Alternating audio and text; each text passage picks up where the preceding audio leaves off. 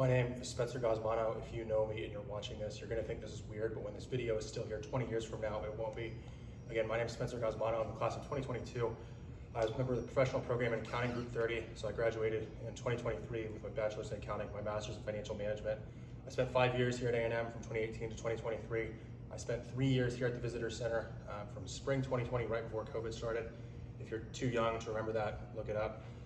Until today, July of 2023, and you're gonna have to deal with ambient noise.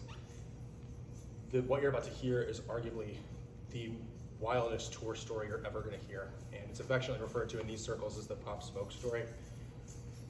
So the story goes, this was summer of 2021, which was the summer before my senior year, my fourth of 5 years, and at the time I had 2 jobs. I was working here, and I was also working with new student family programs, working NSCs. So during the summer, it was really busy for me, even if I wasn't in classes, because I was splitting time between working NSCs and working here.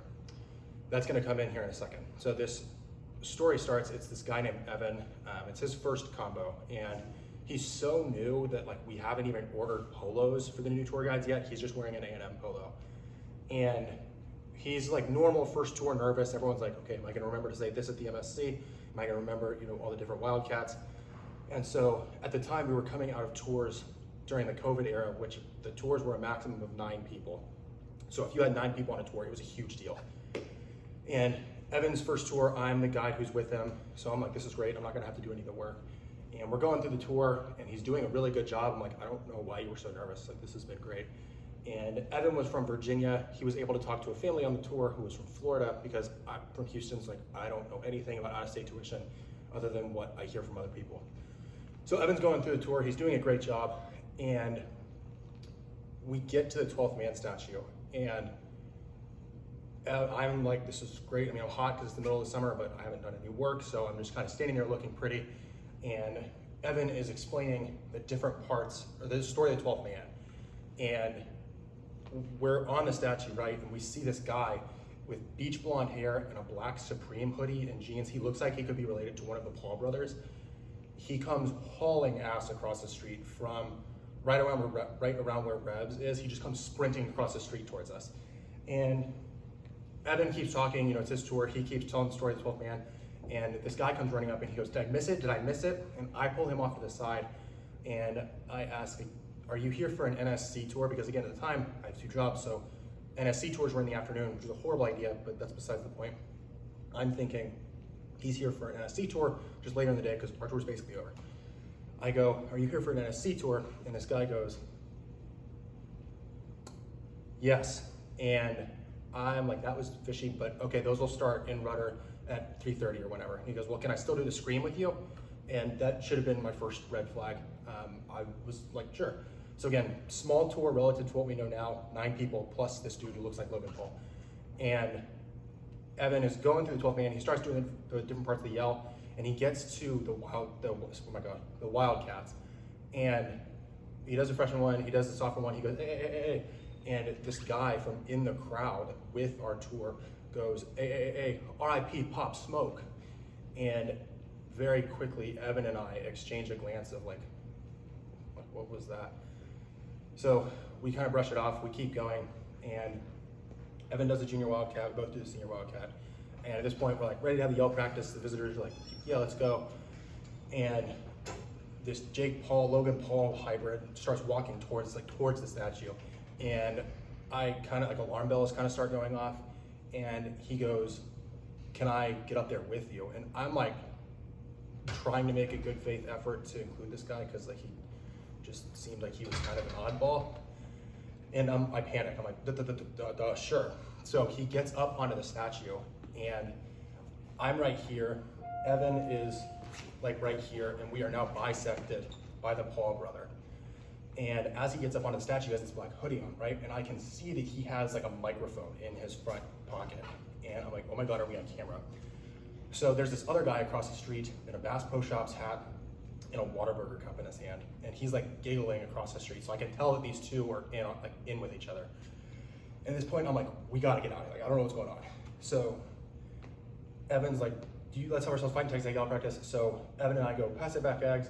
pump it action again. I'm trying to get the fuck out of here. And this guy, and we go past by Hamid, and then Evan goes 1, 2, 3, and we go farmers fight. And this guy in the middle of us stands up and goes, fuck me, fuck me, fuck me. And immediately Evan and I are like, whoa, whoa, whoa, whoa, whoa, what do you do? Hold on, whoa, whoa, whoa. And I don't think he was expecting that reaction. I think he was expecting us to just be shell-shocked, which we were, but ultimately Evan handled it really well. Like we were onto him. He jumps down from the statue, waves goodbye at our tour, and walks away.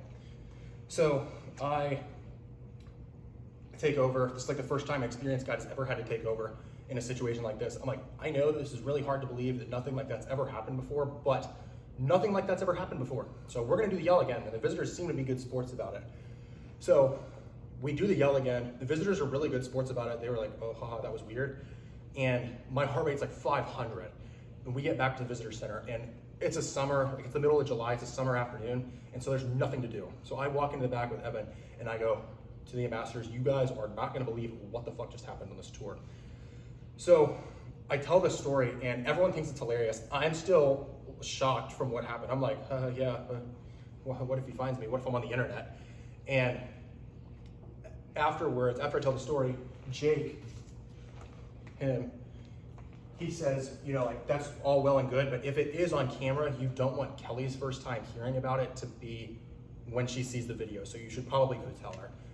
So I look at Evan, I say, let's go upstairs, I'll do the talking. And he goes, okay. So we go up to Kelly's office, and her door's open, and I knock, and I go, we had an incident on tour, and you can immediately like see like, oh God.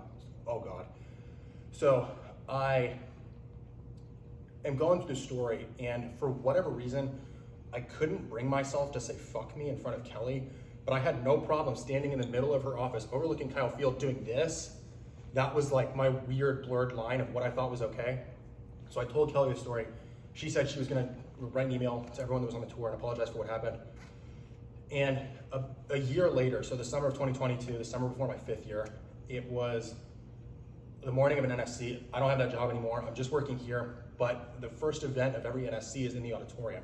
So NSC people will come in here, they'll see people waiting in line with us, and they'll see, oh, a line, I should probably wait in it. They're so fucking stupid. Anyway, so I was standing probably right here, watching people come in these doors inside, and just ushering them down the hall. I'm like, I'm not being a dick, like you don't need to wait in this line. I don't want you to get to the front and be like, well, what'd you have me wait in line for? So I'm ushering these people down the hall to the auditorium, and this dad comes up to me who has an NSC lanyard on it. And my first instinct is like, God, I can't help you. So he comes up to me and he goes, you were our tour guide when that YouTuber guy came on the tour and said, F this and F that. And I stared, I'm like, you were on that tour? And he goes, yeah. And I said, that tour is legendary in this office. Like everyone knows that story. And clearly, I mean, the tour must not have been that bad if your kids still decided to come here. And he laughed and went on his way. So no matter how bad your first or your 500th tour you think, and no matter how bad you think it might be, it cannot be any more dramatic than the Pop Smoke story.